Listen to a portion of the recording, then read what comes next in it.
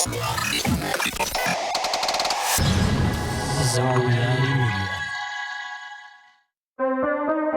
Indiana County 911. My brother's gone. Can you be a little more specific, sir? He took my brother. Who took him? I don't know who took him. I don't know what. Sir, take a breath. Explain to me what happened. And I looked out and there was this big red blinking UFO. I can just say this. Something's going on in the woods. Something's going on. They're not dogs, they're not coyotes. What could it be, right?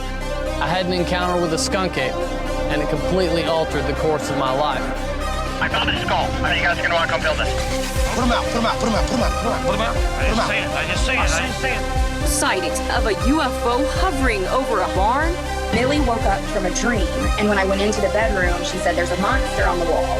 They saw that the creature had run through a barbed wire fence. They were able to obtain hairs. They sent the hairs to their lab, and it came back as an unknown creature.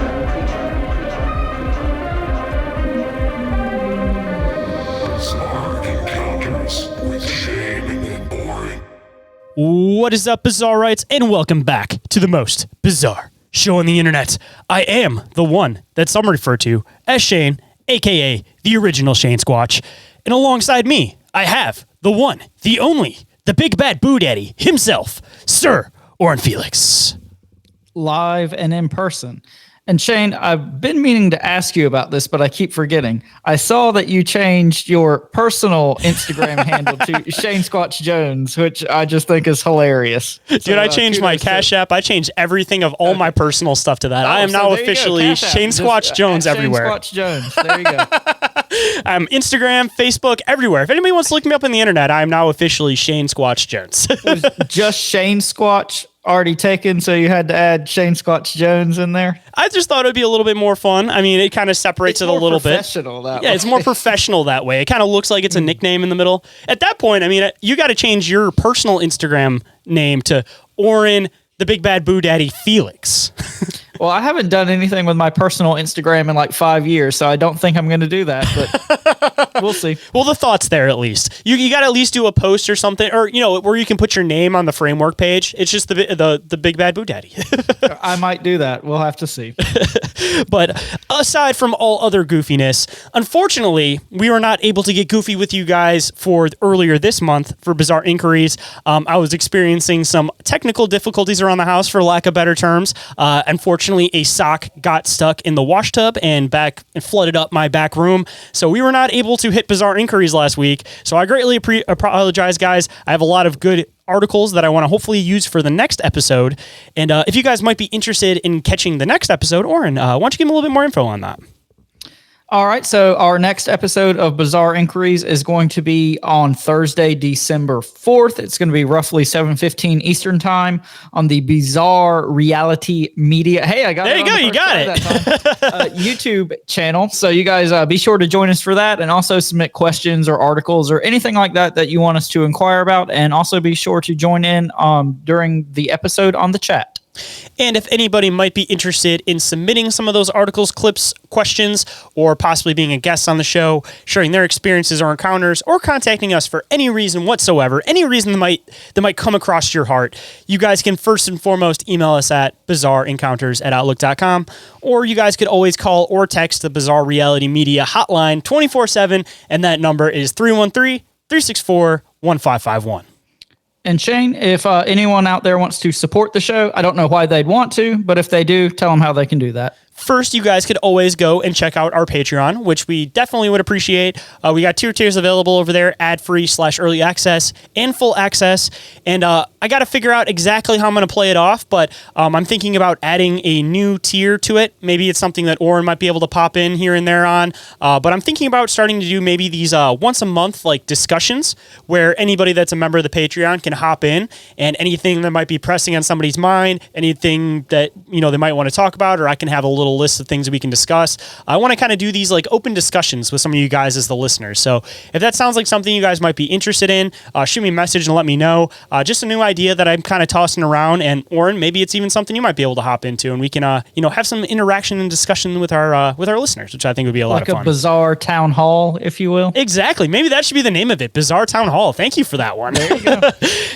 All right, and you guys can also check out the Bizarre Reality Media merch store with T-shirts starting at so it was like the Scoopy low price last month. I think this month it's going to be the thankfully low price and oddly specific price of just $15.68 plus shipping. Wow, that's oddly specific.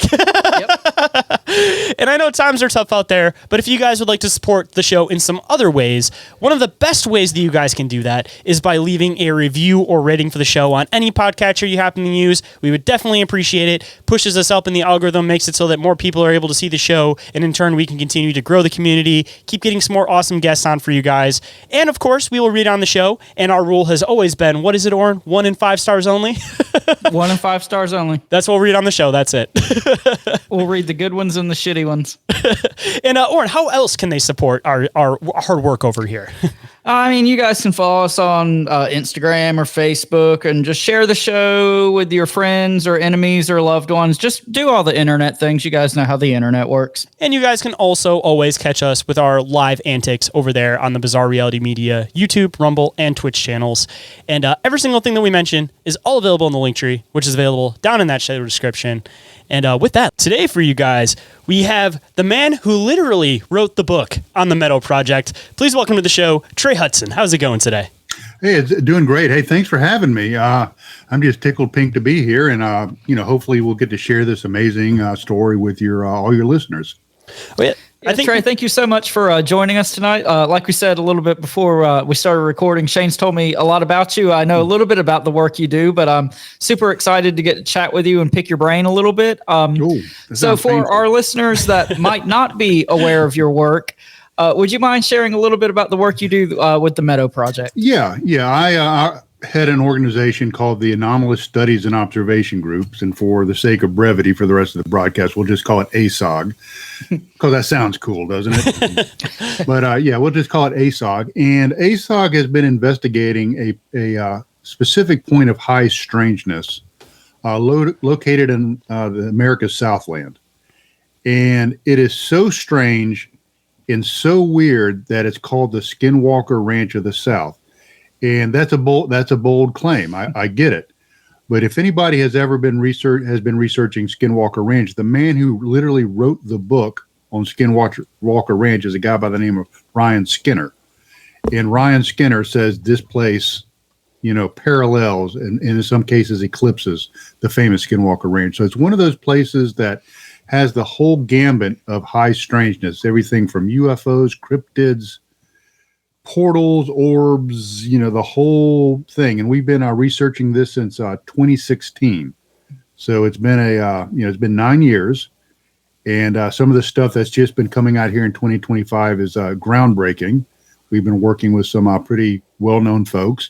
And, we're just happy to be out there researching and sharing it with everybody through all these various means, be it books, movies, podcasts, radio shows, whatever. So I guess for our audience, the whole reason why we originally had you on was we were talking about, actually, I think it was the Azo 1 story. We were talking about the Wyoming hunter that got abducted. And there's a few references to these, to this like translucent cube type thing that this guy got trapped in. And I know it's not necessarily exactly related because he kind of describes it more as like a box or something, but it kind of inspired us to kind of dive into some of your work because we think that there might be some possible correlations between the two with these cubes for whatever reason. So I guess a good spot to start for anybody that may not be familiar with some of the anomalous events that happen in the Meadow Project. Why don't you let them know about some of the stuff that you guys encounter when you're dealing with that area? Yeah, it's interesting you should actually mention the Carl Higdon case, which is... I'm glad you're familiar.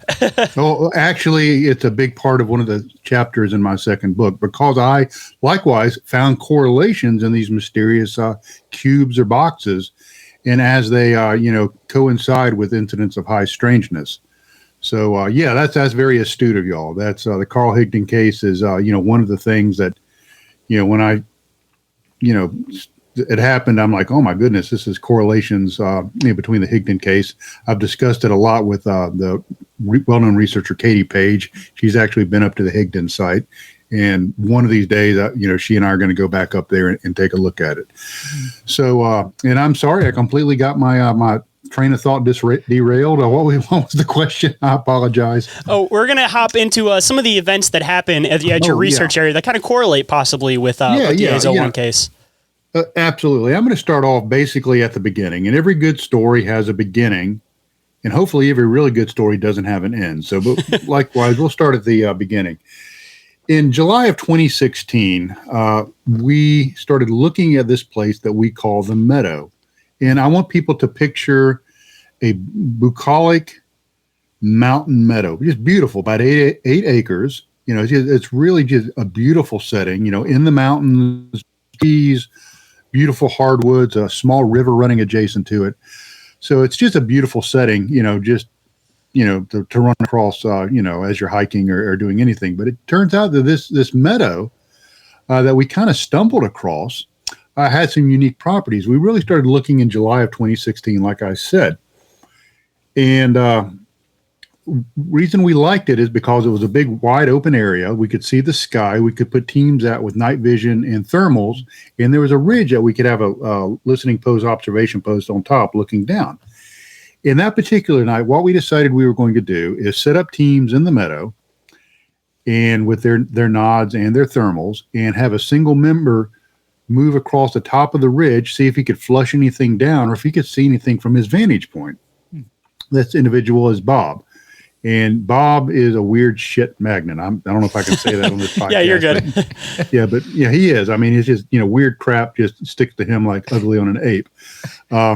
So it just so happened that Bob was the one we were going to have walking the top of the ridge. So as we get in our position, Bob says, okay, I'm going to start, you know, moving towards the ridge. And he goes, oh, wait, I left a piece of gear back at base camp because we're all on radio comms. We kind of run our investigations, kind of like a military operation. Not that we're militarized, but it's a good template. It's a good model. And so he radios back, says, I'm going to go back to base camp. Yeah, I'll let you know when I'm back at when I start back. And so a period of time goes by. Then he comes on the radio and he says, hey, everybody, I'm at the tree across the trail. I don't know how I got here. And so, you know, we all have something called a normalcy box.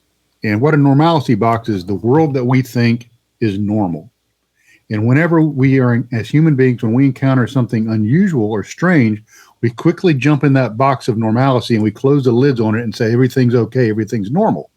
So that's what we did with this case. Is like, oh, well, Occam's razor, maybe he's having a medical episode. So our medic got on the radio and said, hey, you know, are you dizzy? You know, but do both hands feel like you have strength in both hands? You know, can you repeat Mary had a little limp? Because we're thinking maybe a stroke or a concussion or something. And he passed that with flying colors. So once again, you know, we want to really jump in that normalcy box. And I was like, well, you know, maybe he was just, you know, walking along, focusing on the mission and, you know, just wasn't paying attention. We didn't want to consider missing time because that would be too weird. So Bob moves across the top of the ridge and nothing happens. He drops down into the western side of the ridge and starts moving towards one of my teams. Now they can see his white headlamp, you know, with their naked eye, and they can also see his heat signature on their thermals. So they definitely know it's Bob. So they brought their thermals down and they're watching this headlamp as it slowly moves across the edge of the meadow. And all of a sudden, where he was, there's this red sphere of light, this orb, this blob of plasma appears. And it jets across the meadow about 100 yards. And we calculated the speed was about 26 miles per hour. Stopped. And they quickly brought their thermals up. And he's standing there. And they get on the radio and they go, Bob, are you okay? Did you just run? And he laughed. He said, no, I'm too old to run. I don't run anywhere anymore. He goes, why? And he says, do you feel okay? He said, yeah, I'm fine. Why are you asking? Well, come over here and talk to us. So he makes his way over there. And the whole time they're watching him through their thermals. And whenever they radio him, they actually see the heat signature on the thermal, you know, bring a walkie-talkie up to its hands, up to its mouth, key it, and respond. So they are seeing the heat signature of Bob. He gets over there and they explain to him, you know, what had happened. We apologize, guys, for the interference, but we will be right back.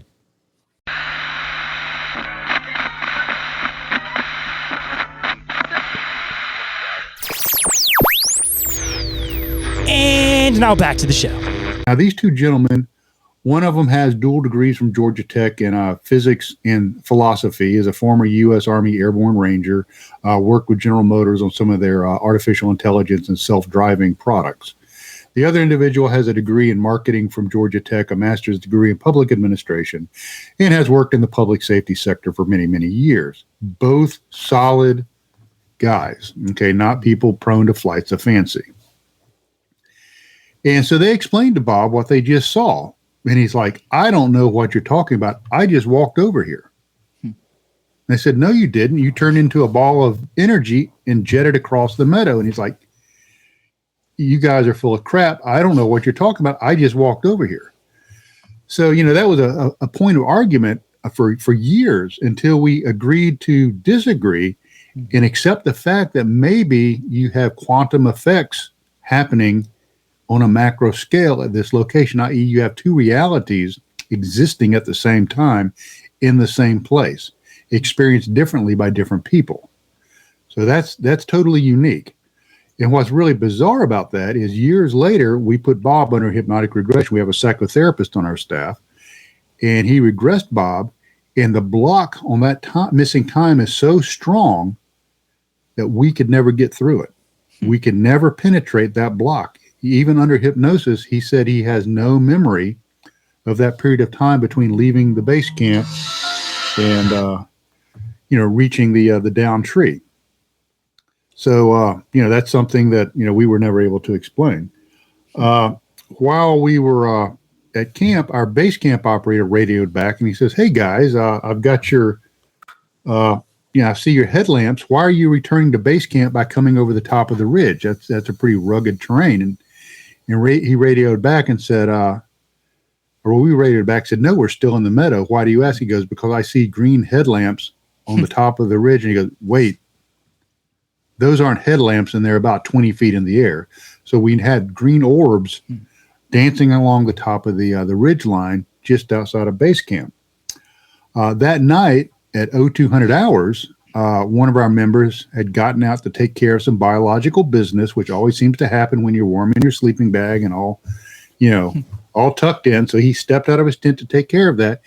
And he saw a white hominid figure peeking around a tree. Now, anybody, that's familiar with Bigfoot lords, is the tree peepers, that look at you from around a tree and went back. And he quickly went to get one of our thermal operators. And as soon as she could get out there with her equipment, the thing had disappeared.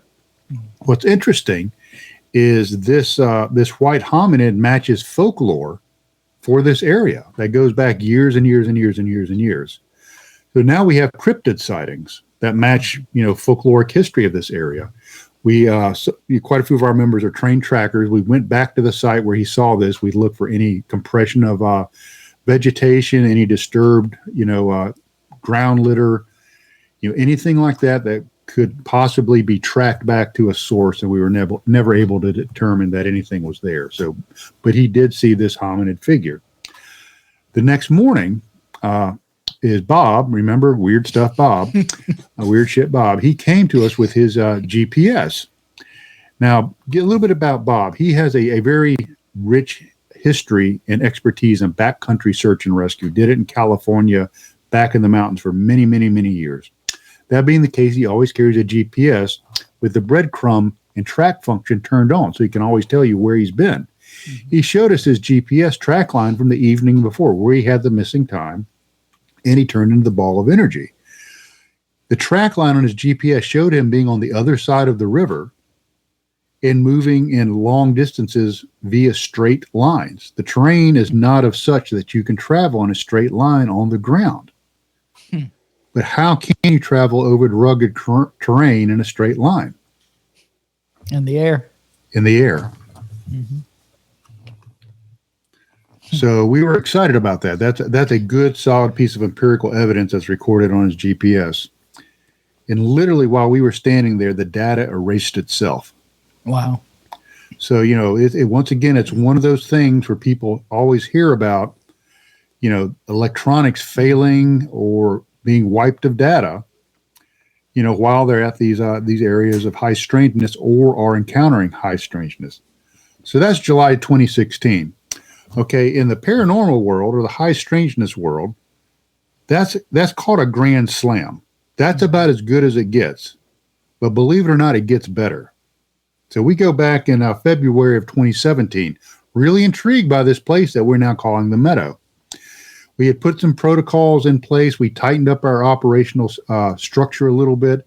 So we're a little bit more dialed in when we go out, because we've discovered that this place will throw you these curveballs, and you better be prepared to deal with them, because somebody could get hurt or something could happen. So we tightened up our operations a little bit, tightened up our operational template. So we were ready to go back out and experience something really unique. Well, we did the same type of operation as before. We had teams out in the meadow with thermals and night vision surrounding the periphery of the meadow. And this time we had a team of 3 people moving across the top of the ridge, because quite frankly, we came to the conclusion that having one person out there by themselves probably is dumb. Wasn't the smartest thing. So we had 3 people. But we move across the top of the ridge, get over to the west end of the ridge, looking down into the meadow. And Daryl, my senior researcher, is looking through his thermal, and he goes, "That's weird. I've never noticed that before." And I said, "What?" And he goes, "There's a box down in the meadow. It looks like one of those boxes. That's a telecommunications box, like the fiber optics and all of that you see on the side of the road, a telecom box." He goes, "It looks like a telecom box down in the meadow." And he goes, "I have never noticed that before. How did I miss that all these times we've been out here?" And so he hands his thermal back up to me, and I look, because we're on a very steep hill, and I'm kind of above him. So I'm looking over his shoulder, and I'm like, "Daryl, those are deer. I can see their heads and their 4 legs." And I hand the thermal back to him, and he's like, "Wait, that's not what I saw. There was a box down there." Well, once again, our normalcy box, it's like, well, okay, he must have misidentified something or saw a deer, end on, or, he didn't see a box in the meadow, because that would make no sense. Yeah, makes no sense. So we dropped down to the west end of the meadow, and about that time, we started getting radio communications from one of our thermal teams all the way on the eastern end of the meadow near the entrance. And they said, "Hey, we're getting these boxes popping up on thermal, these cubes, and they're only visible on thermal. They're not visible with the naked eye." And we're like, "Okay, that's kind of strange. What do you think they are?" We have no idea, but they're these rectangular boxes or cube things, and they pop up at a site on thermal, and they kind of dissipate, and they pop up somewhere else. And it's like, "Well, stay put. We're coming over to you." And so people, they were continuing to observe this. We made our way over there to them. And by the time we got there, they had one on thermal that dissipated, was gone. It's like, well, did anybody, was anybody able to record that? And they were having some problems with their thermal, and they were not able to capture that on video. They said, "Okay, but we know where they were." And we said, "Okay, let's vector a team to where the boxes were, and make sure we're recording this, on your thermal." So we had our thermal operator. She started recording, a lady by the name of Kristen. And as our teams approached the box, they got to the edge of it, where the edge of it was. Now, it was like very faint. You almost couldn't see it at all on thermal. And as soon as they got to the edge of this thing, their heat signatures completely disappear, gone, like they never existed. And a matter of fact, it shocked one of the thermal operators. He goes, "Did they just disappear?"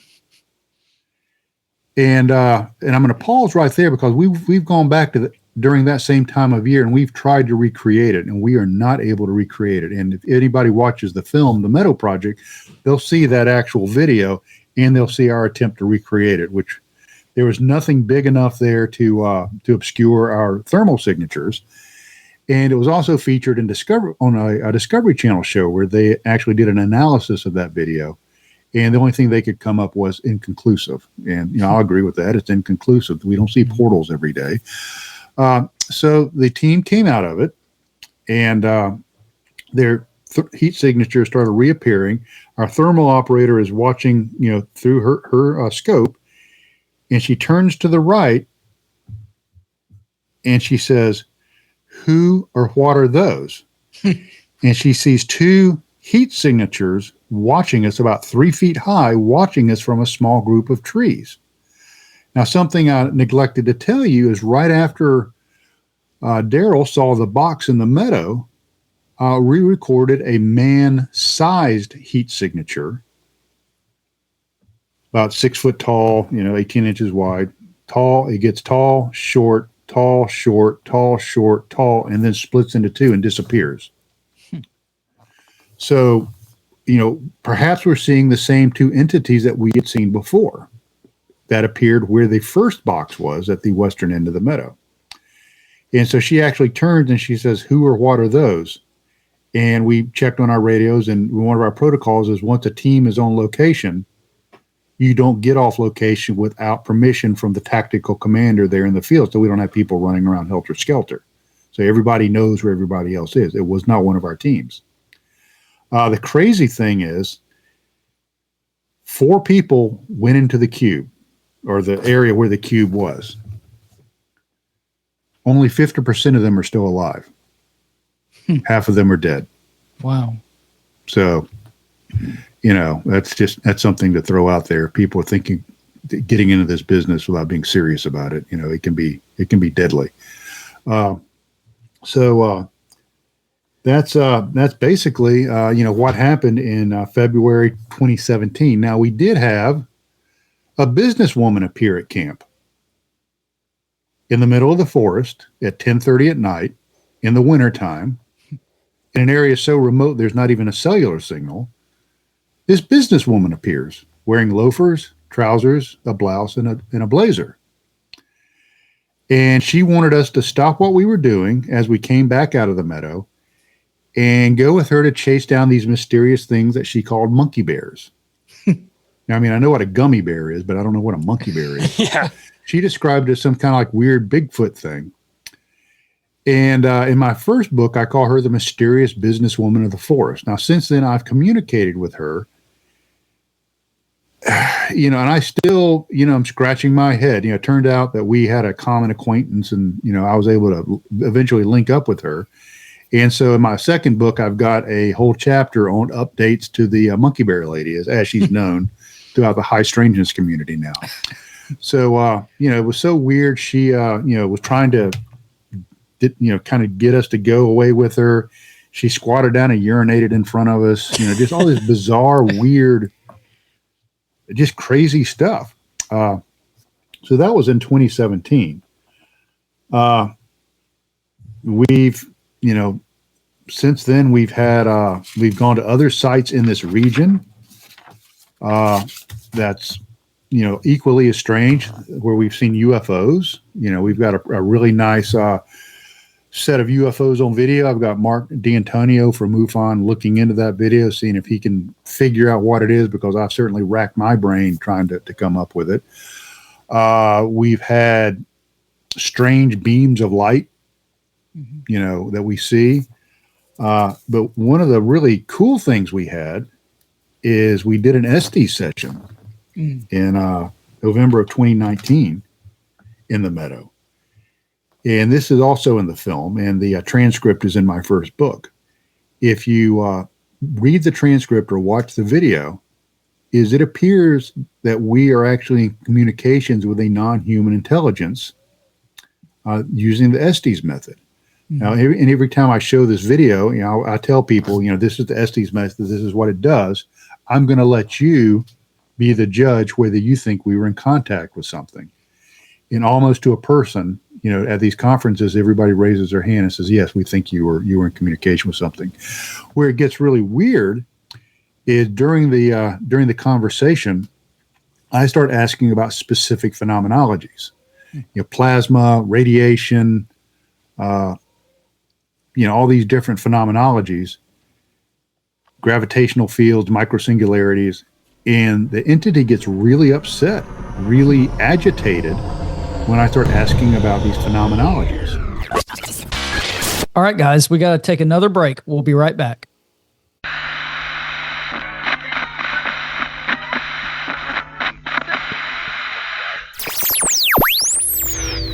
And now we're getting back to the bizarre. So that's, that's one of the things we did, which was quite frankly very very compelling and very amazing, was the Estes session. In January 2020, we had gone back out, and we had a very small crew at that time. Not many people, and we had tried a CE5 protocol out in the Meadow. And anybody that's familiar with the CE5 protocol is where basically you sit in a group and you project intent out to the universe saying, hey, UAPs, NHIs, if you're out there, let us know, come say hi. And so we went out there and we're projecting intent. And let me preface that by saying a lot of our team members are formally trained remote viewers, using the coordinate remote viewing system as developed by the U.S. Army's Intelligence and Security Command and the Stanford Research Institute. So, we know a little bit something about projecting intent, and nothing happened. It was a complete goose egg. It's like, wah, wah, wah, nothing. So unknowingly, we were getting ready to have one of those weird curveballs that the Meadow sometimes throws you. As we got back to camp, kind of bummed out that nothing happened, go to sleep, wake up Sunday morning, start packing up our gear, getting ready to go. And one of my team members by the name of Tony comes over to me and he goes, "Hey, Trey, I need to tell you about something." Now, let me tell you about Tony. Graduate of the U.S. Air Force Academy, spent several years in U.S. Air Force Special Operations, is now a much sought after expert in his field of study. He travels all over the world. I'm not going to go into what he does or who he is for security reasons, but he's a highly respectable guy, has a, degree in engineering, really, really solid dude. And he goes, I woke up, he said, about 4:30 in the morning, wide awake. And he said, I had this word just stuck in my brain that doesn't make any sense. He said the word was Nox Magby, and phonetically spelled, it would be Nox, November Oscar X-ray, Magby, Mike Alpha Golf Bravo Echo Echo, Nox Magby. Does that word mean anything to you? And I said, well, no, not really. And he says, well, then at 6:30, I woke up again with that word still there. He goes, it's got to mean something. I said, Tony, it doesn't mean anything to me, but I'll look into it. I'll research it. So went back home, started researching it. Nox was pretty easy. Nox, it turns out, is the Roman goddess of the night. Mm-hmm. Okay. In Roman mythology, was pretty much stolen or co-opted by the Romans from the Greeks. And the Greeks, she's known as Nyx. And I'm actually going to grab something here. So Nyx and Nox is the goddess of the night. Magby turned out to be a little bit more difficult. And we're going to do a little history lesson. As you're probably familiar that the Romans occupied Britain for some time. You got Hadrian's Wall up in the north, and you have Roman cities all over Britain, Bath and others. And so I went back and found that word in Old English. Okay, in the poem Beowulf. In Old English was spoken right about the end of the Roman occupation, about I think 400 AD was about the time that the Romans finally left Britain.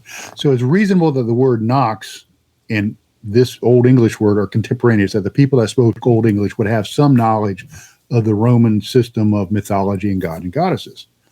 So the word is Magba, and it was found in the poem Beowulf, and Magba means children or kindred.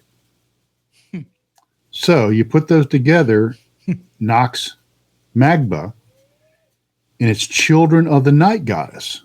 Okay. So looking in high strangeness lore, what do we have that are small like children, that have big heads like children, that come and visit people in their bedrooms at night? I'll give you a hint. Whitley Strieber has a picture of one of them on his book. The Greys. So that was one of those things where the Meadow completely threw us a curveball. We asked for contact / confirmation. Mm-hmm. We got it, albeit not in a way that we were expecting. Mm-hmm. So you really have to go into this place with an open mind and really be dialed in on what's going on, because it might interact with you in a way that you're not expecting. July 2020 was a hard month for us. On the 18th of July of that year, one of the key members of our team, one of the 4 that went into the cube, died. And we had a trip planned, and obviously he wasn't going to be able to make it, but we decided to soldier on and go anyway in memory of him. It was during COVID, so we would not be able to attend a funeral, and this would be our way of honoring and remembering him. So we had a very, it was kind of like I said, a very tough time. And we went out there, and there were 4 of us that went out to the meadow just to kind of take a look at it, because it really wasn't a research trip. It was really more of a time to mourn, time to laugh, and a time to cry. But we decided, it was too good of an opportunity not to at least go out there. And we found right there at the stream, we found what looked like an oval actually tied in the top of a small sapling on a little tiny island out in the middle of the stream. It was about 12 foot tall, and it looked like the oval of an ankh, the Egyptian symbol, for life, an ankh. It's also interesting that oval or keyhole figure is sometimes called the galactic keyhole. Mm-hmm. And you'll find that in places as a motif where people have historically or mythologically associated with a gateway, doorway, or portal to something else. Now, whatever that something else is, that's a cultural thing. But it's interesting that we found that oval right there in the middle of that stream, only about 50 or 60 yards from where the box or portal first appeared. Mm-hmm. But I left out part of the story. January 2020. 6 months earlier, we had gone out to the meadow, very small group. Kristen and I decided to go out and do a baseline survey of all the areas of high strangeness, recording electromagnetic fields, radiation, and any other anomalies that we could find. Part of that is we decided we were going to cross the stream, the small river, to the other side and kind of get an idea of what was on the other side of this, since we had the time to do it. So it was January, so we took our boots off, rolled our trousers up, went across the stream. I exited on the other side of the stream and came into another big open field. And I was really excited because, here's another big open field just on the other side of this small river that we can do concurrent investigations, so we can have 2 groups actually doing concurrent investigations on either side of this river. And I called over to Kristen because she was working her way across in another part. We kind of gotten separated through some reeds and stuff. I said, hey, you need to come over here and check this out. This is really, really cool. I said, it's another big open field. And she said, what are you talking about? And I said, no, it's a big open field.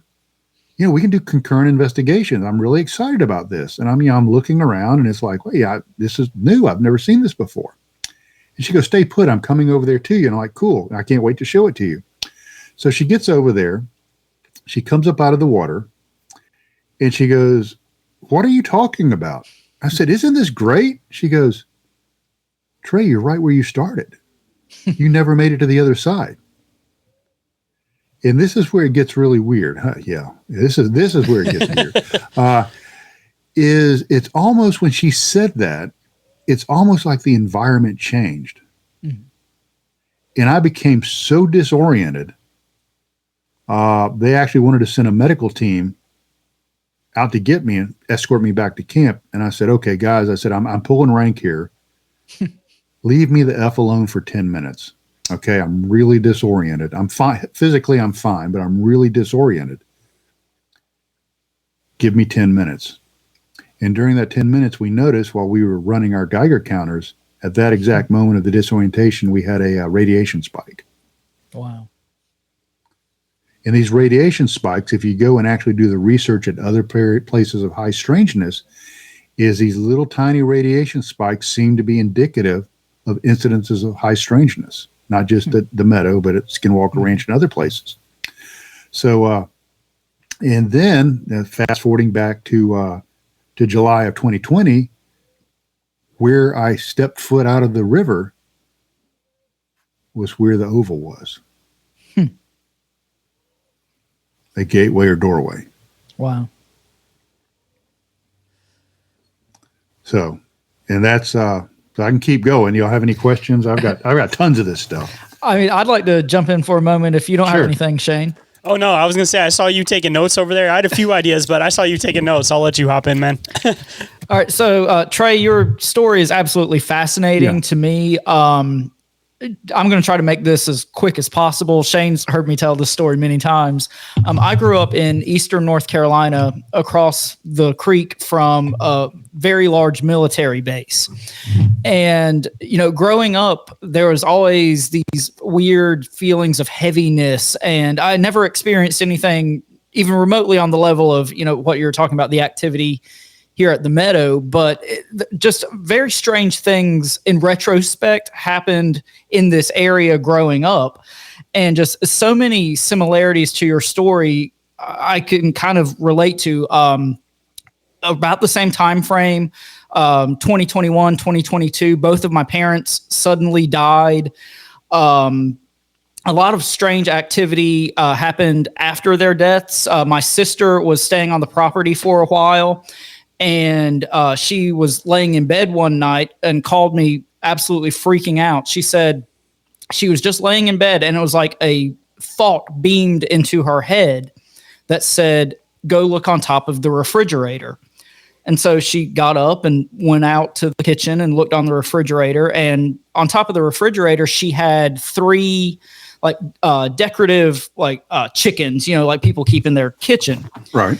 And the bodies had been ripped off of these 3 chickens, and just the legs were on top of the refrigerator.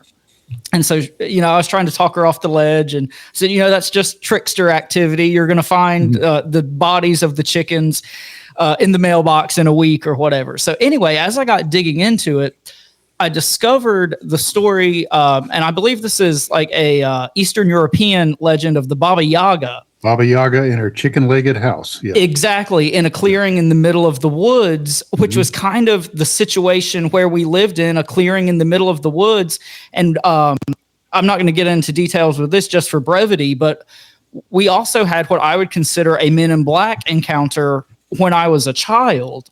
So just so many things in your story resonates really deeply with things that I've experienced. And I don't know if I really had a question there as much as just to say, man, your story is really, really fascinating to me. And, you know, I knew a little bit about your research and, you know, the Skinwalker Ranch of the Southland, but I was not anticipating it having this many correlations to my personal experiences. And that there seems to be a template for this stuff. And something that, and I'm just going to kind of go off script here, is something that happened to me, and I talk about this in my second book, is there seems to be a dogman sort of correlation between extreme high strengthness and the people that experience it. Large canines have been reported at Marley Woods, Skinwalker Ranch, and then I had my own experience, like just 40 yards from where I'm sitting right now, is I had in my backyard canine tracks that measured 6 inches in diameter. Wow. That appeared to be bipedal, and a track line that started, went a distance, and then disappeared. You go back and you read the follow-on to Keller and Knapp's book, Hunt for the Skinwalker, which is Skinwalkers of the Pentagon. And they talk about one of the original NIDS researchers working for Bigelow, National Institute for Discovery Science, out at Skinwalker Ranch. When he got back home to suburban Virginia, his family started experiencing large upright canines behind their house. So there's all these weird, you know, kind of occurrences that seem to be a template for people that encounter high strangeness. Now, I don't know if you had any canine strangeness or not. I recall, but a lot of this stuff happened when I was very young, and it's just in retrospect, as I got more involved in the paranormal and high strangeness, looking back on these things and kind of putting pieces together. So like I said, I never experienced or saw anything, as crazy as a dog man or anything like that. It was just more kind of feelings and a heaviness and just a general vibe of strangeness around the area, for lack of a better term. Hold that thought. We'll be right back after this brief commercial break.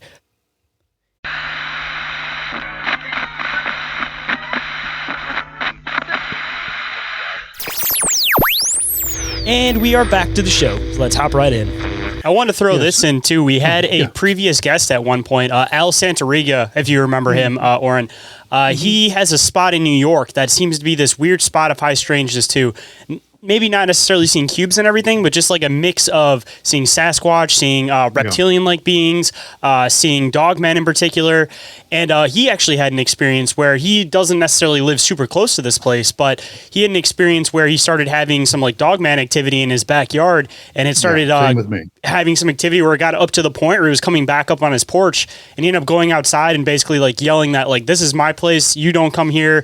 Started screaming out about it, and he said they hadn't popped back since, but he said it was getting to the point where it was like they're getting closer and closer, and they're up to the point where they're like at his back porch, and he was hearing stuff moving around outside. But yeah, he's got a similar location and had dogmen follow him home too. Yeah, it's it seems very common. These canines, these large canine creatures, I don't know what the correlation is. You can go back and look at archetypes. You can use there's something called semiotics, which are the way symbols transcend cultures. There's something about the canines. You go back to Anubis and all of that stuff.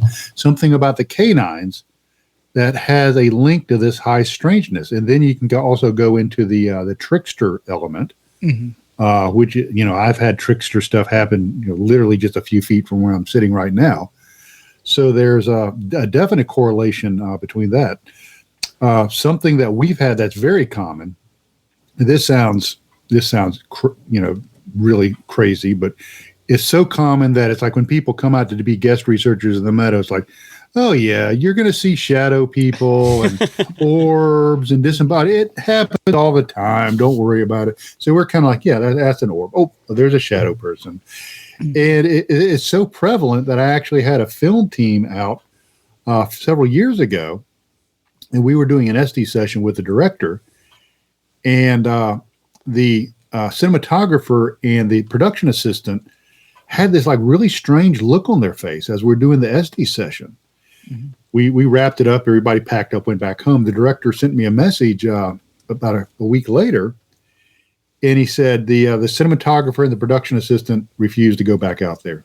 They're never going to go back out there. And it's like, why, Greg? What happened? And he said, while we were doing the SD session, they saw these shadow figures swirling around me and trying to enter into me. Now, his SD session was very visual. He had a lot of visual stuff. And the cool thing is we actually captured one of the shadow people on film. Wow. Is moving behind us. So, that's like just really common is the shadow people. Now, what are the shadow people? I don't know. There's a lot of theories about, that particular place, the veil is really thin. And I know that's very cliche. Oh, the veil is very thin. But, I think it's one of these places where reality, our reality and other realities can exist simultaneously in certain geographical locations. And it's kind of like you have in a quantum state that light can be a particle and a wave at the same time. Schrodinger's cat is alive and dead at the same time, right? So those are quantum effects. But now we're looking at what may be quantum effects on a macro scale. Some of the people that went into the cube said that the environment was different, that it was cold. It was very dark. They went in unencumbered. There were no brambles or branches or briars or anything. Yet when they came out of it, they encountered this stuff. So it's like there were two realities existing at the same time. So I mean, if you're looking at it that way, to go back to the dog thing that you were mentioning, there's a lot of symbolism with dogs being like defenders of gates in particular. Like they're the ones that will keep things out.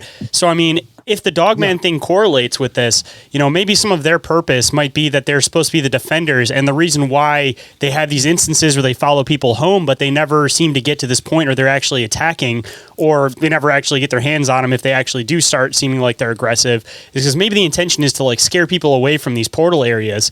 And kind of correlating into also the shadow people that you referenced, one of the theories that we always suggest as far as shadow people goes is that we might be dealing with multiple things that are all kind of looking like the same thing.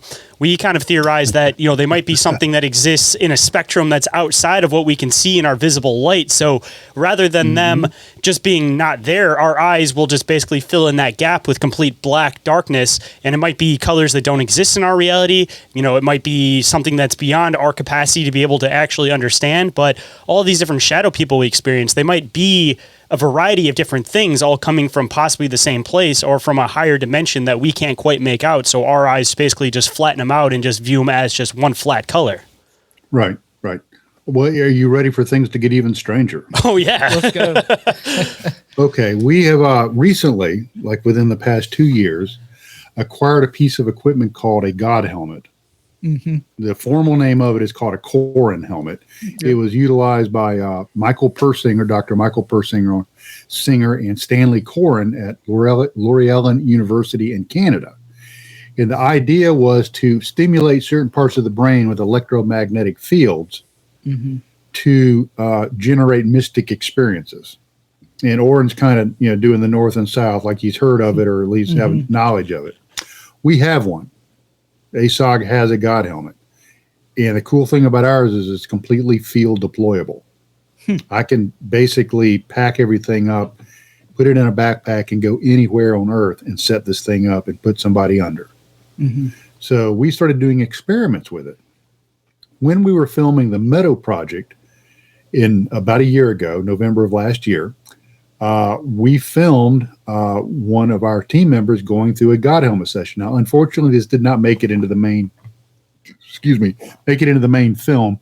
It is in a add-on documentary called The Helm and Lens, which is a bonus thing if you purchase the film. But so there's a little documentary about the God helmet session that's adjacent to the main film. But so they filmed one of our team members going through it, and during his session, he had very vivid visions of beings all around him.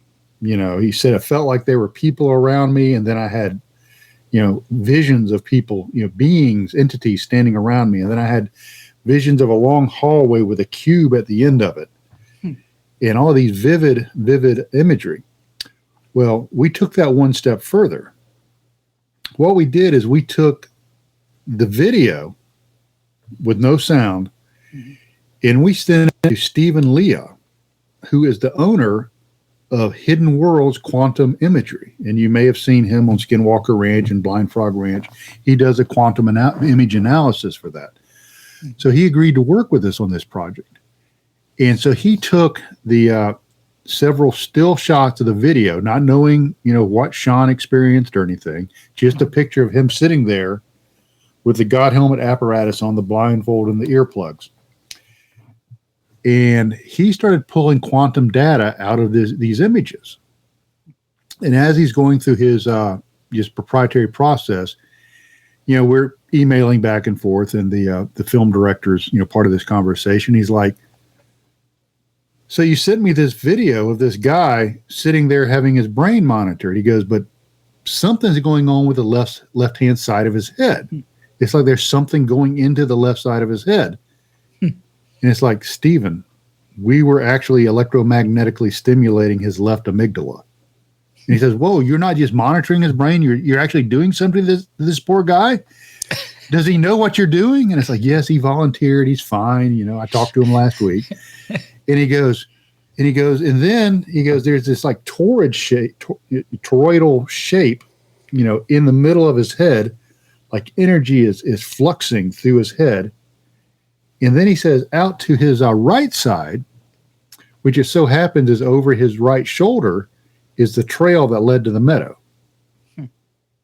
He said, he goes, I'm picking up these boxes, like, these images of boxes with faces in them. He goes, does that mean anything? And it's like, Stephen, yeah, that's where the meadow is. That's where the box and cube is. That's where the shadow people are. So using that analysis and some other stuff that we've worked with him on, what we have discovered is not only the cube is not transient, it's always there. It's just not there where we can perceive it. It's there in a quantum state. And even more disturbing, and this took me several days to process because I actually saw this, the evidence of this, is there are these beings around us at all times. Not only are we not alone, we are never alone. And they're always there, always watching, always somehow in the background, potentially affecting things around us that we don't know about. And that is the thing that I found most amazing is when Stephen started doing this analysis for us, he basically started hitting on boxes and cubes and entities and all that, and it validated the past 9 years of our research. Wow. And that's the most exciting thing that's come out of 2025 is a validation of all of these things. Sit tight, guys. We got to pay some bills.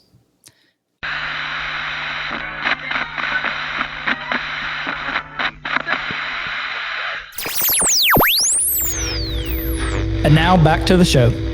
So I know this is an unanswerable question I'm about to ask, but do you think the cubes are some type of portal? Like, in your estimation, what do you think these cubes represent? I don't know if they're an avatar of something else. It could be that they are actually an avatar or a three-dimensional representation of a multidimensional object. That's just the way it presents in our dimension.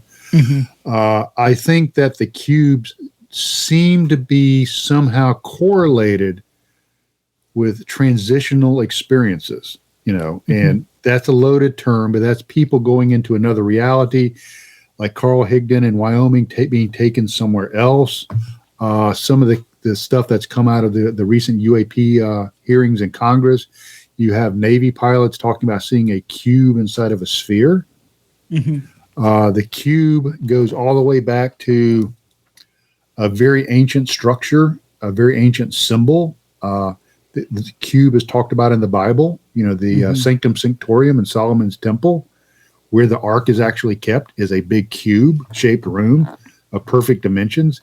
In Mecca, you have the Kaaba, which is a giant black cube. Which I was going to ask you about that, the whole Saturn black cube worship idea. Yeah, that's another chapter in my second book is all about cubes.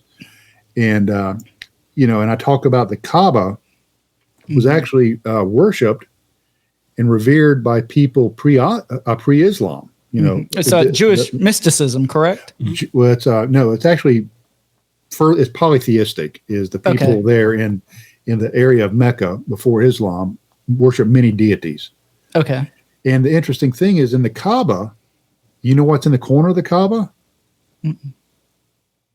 A mysterious space rock, a meteorite that fell from the sky in prehistory that is revered by Muslims when they take the Hajj or the pilgrimage, that they try to get up to it and touch it. And even to this day, that rock is somehow considered very special in their culture and their religion. So we move forward into the New Testament. In the book of Revelation, when John the Revelator talks about Jerusalem coming back to earth, how does he describe it? As a perfect cube, translucent, 1,400 miles per side. Once again, the cube motif.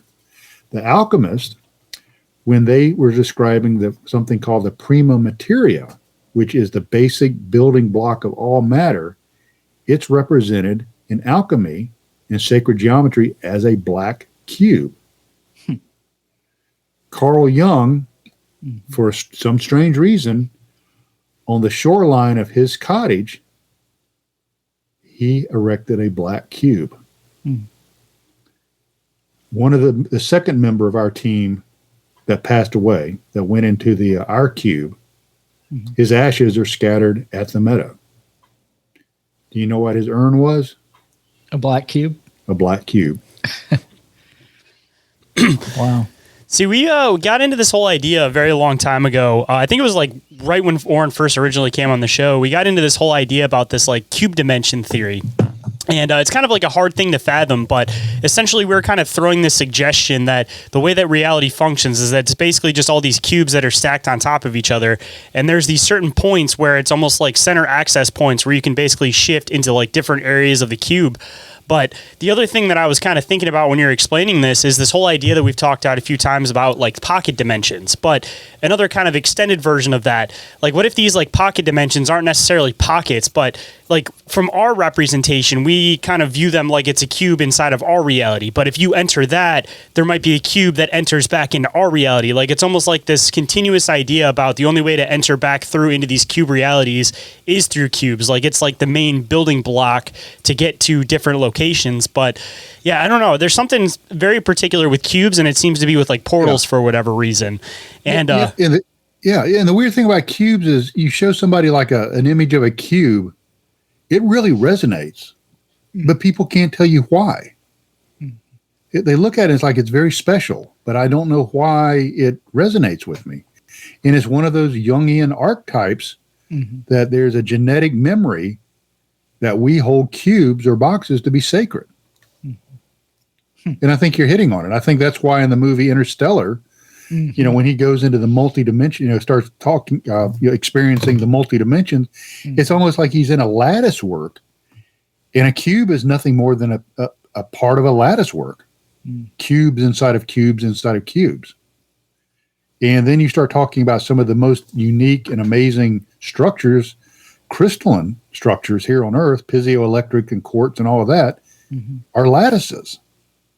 So all of this is important. All of this is very special. Now, how it all fits together, I'm not sure. But, I think you're onto something. Absolutely. I think that's definitely a way to look at it. I mean, especially if you're considering it from that viewpoint, that we're looking at the cube in our reality like it's a cube, but if you go up a dimension, you're not necessarily representing it as a cube itself.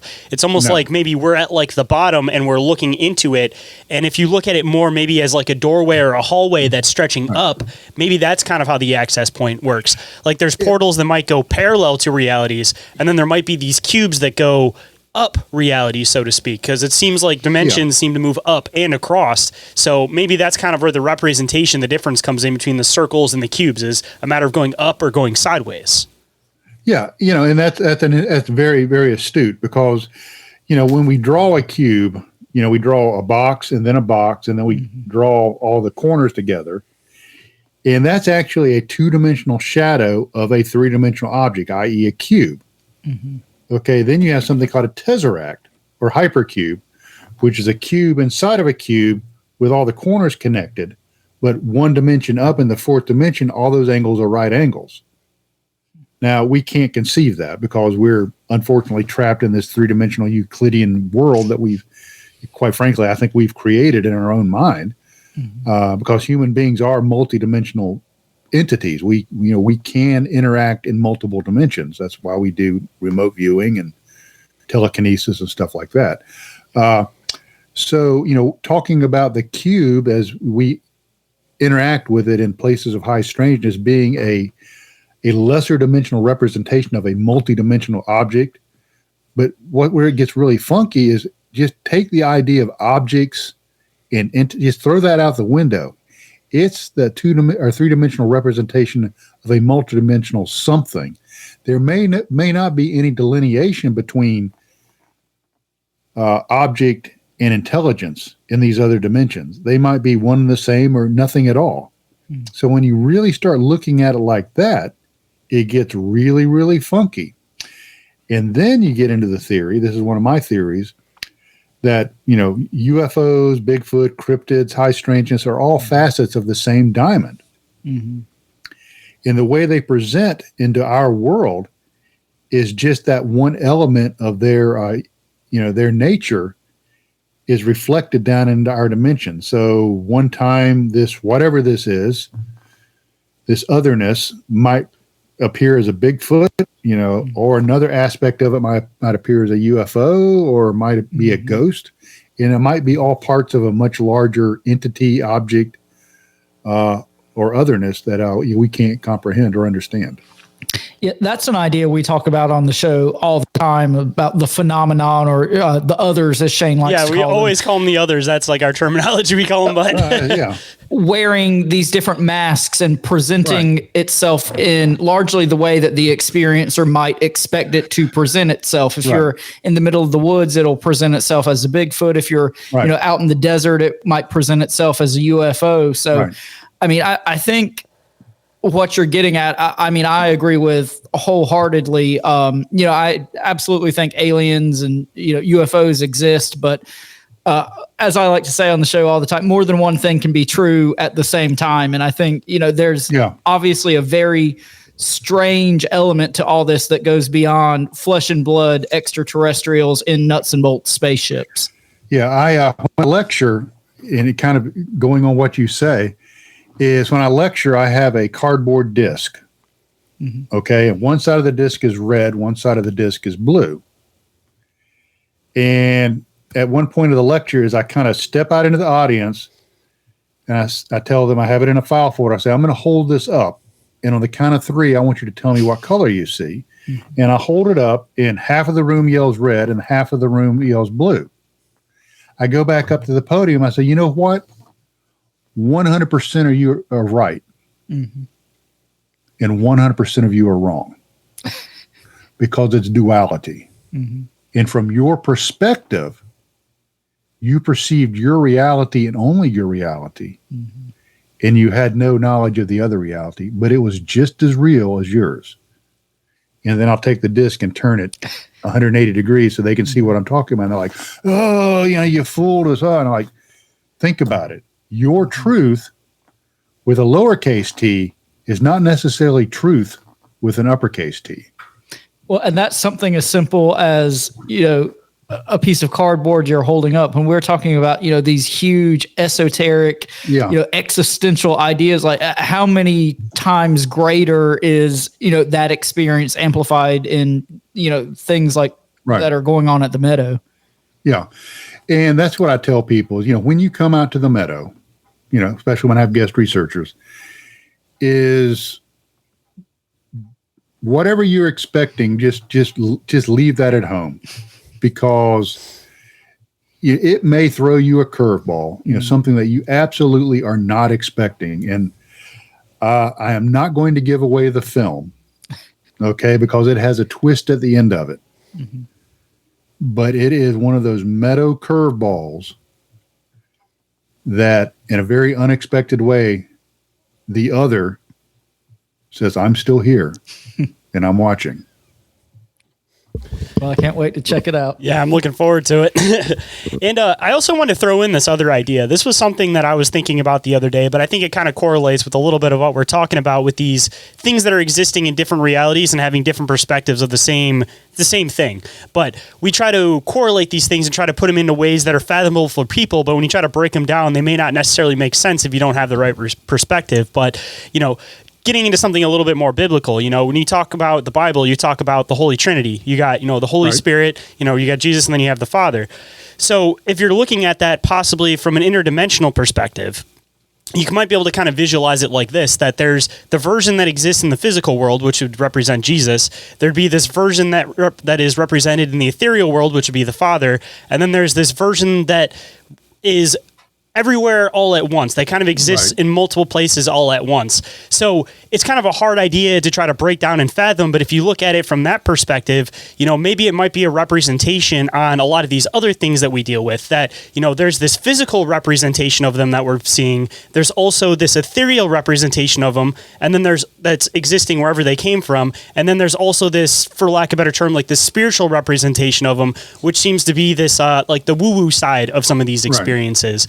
Like, I think if you look into some of these old books, you know, they're trying to describe some of these things that completely make sense, but you have to look at them from a different lens. And I think that whole idea about, you know, I know everybody has different interpretations of it, but the Holy Trinity might also correlate with this whole idea about how we interact with things that are coming from these higher realities or these other dimensions. Well, you know, that's a very good point. Is, you know, that's something that a lot of Christians really struggle with, is the Trinity. You know, so it's God, the Father, and the Spirit all at once.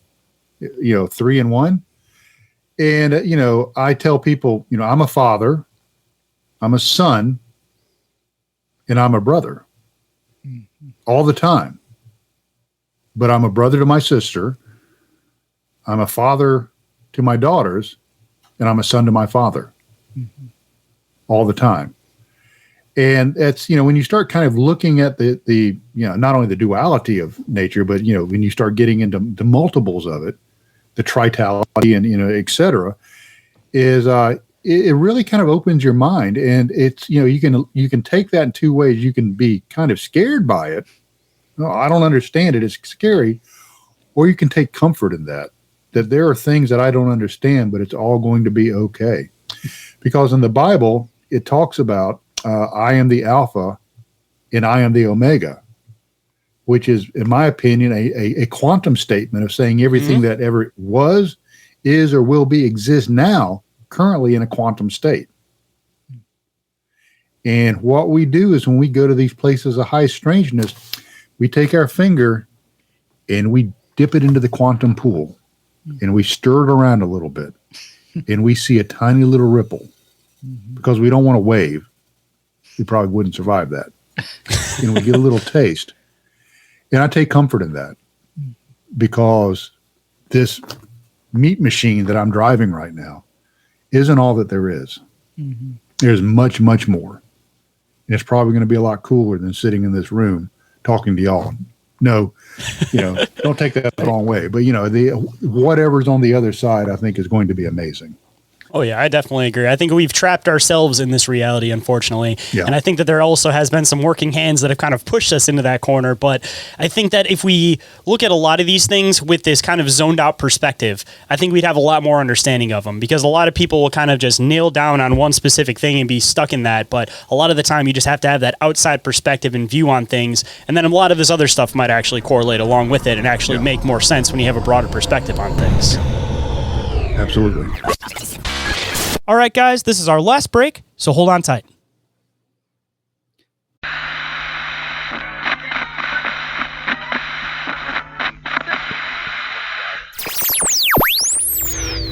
And now back to the show.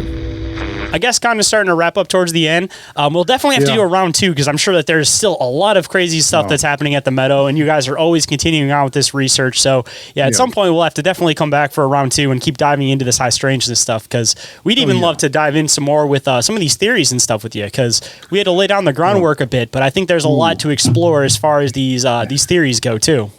Well, like my wife says, don't get me started. Sometimes I don't have an off button and I get all esoteric on this stuff, but it's fascinating stuff. And, we'll get together. I'll pour me a bourbon, so I get kind of all energized and everything, and we'll give it a go. Well, you can get just as esoteric as you want with us. Yeah, that's right. But Mr. Trey, thank you so much for coming on tonight. It's been an absolute pleasure. I mean, I was expecting to be, very interested in your work. I was not expecting to be blown away to the level that I was. So thank you so much for sharing. This has meant a lot to me, and I hope we get to chat with you again at some point. Thank you for the kind words, Orin. Both of y'all, thank you for having me. I mean, like I tell people, this amazing experience, it's not my story. It's not the story of my team. It's the world's story. Mm-hmm. It deserves to be heard, and it deserves to be told. Well said. And if anybody wanted to come and check out that story, read some of these books to check out some more experiences, check out the documentary, even just keep track of your work, where can people come and find all of your work across the internet? Where can they get the books, and where can they keep tabs on you? Probably the best way to do that is to just go to your local post office and look at the wanted posters. That's how you keep tabs of. No, I'm kidding. I kind of went crazy once I left government service. No, is probably the best way is to go to my website, which is www.treyhudsonresearch.com. On there, you'll find links to the film. You'll find the trailer of the film, the links on how to watch the film, and you'll also go to the section that says books, and then I have links to both of my books, which are both on Amazon. Or you can go to Amazon, just type in Trey Hudson, the Meadow Project, and it pops up. Also, I'm on Facebook, Trey Hudson Hudson-author, and I go on there and make pithy, smart comments sometimes, but mostly it's just a bunch of silliness. But that's where I'm at usually. Well, I'll make sure I include all those links down in the show description so everybody can find it quick and easy. And as Orin said, we really appreciate you making the time to come on. It was a really, really fascinating conversation. Definitely connected in with a lot of stuff that we've been researching. So that always is a good sign that we seem to all as a group be onto the right path. And we're really looking forward to chatting with you next time. Well, thank you, gentlemen. Can't wait. And if you guys would like to get in touch with us for any reason whatsoever, Shayn, tell them how they can do that. First and foremost, you guys can get a hold of us through our email, which is bizarreencounters@outlook.com. Second, you guys can get a hold of us through social media, whatever one you're most active on. We typically are on Instagram, Facebook, and TikTok. You guys can also get a hold of us through the submission form, which is up at the top of the link tree and goes directly to our email. And the last way you guys can get a hold of us is by calling, texting, whatever you want to do, the Bizarre Reality Media hotline. And you guys can call or text that 24/7, and that number is 313-364-1551. And if you happen to miss that, it is available down in the show description. And you guys be sure to show some love to our friends and sponsors of the show. With I Know Squatch for all your squatchy gear needs. We got our buddy Dave, a.k.a. the Snarly Yow, with Snarly Yow Natural Products.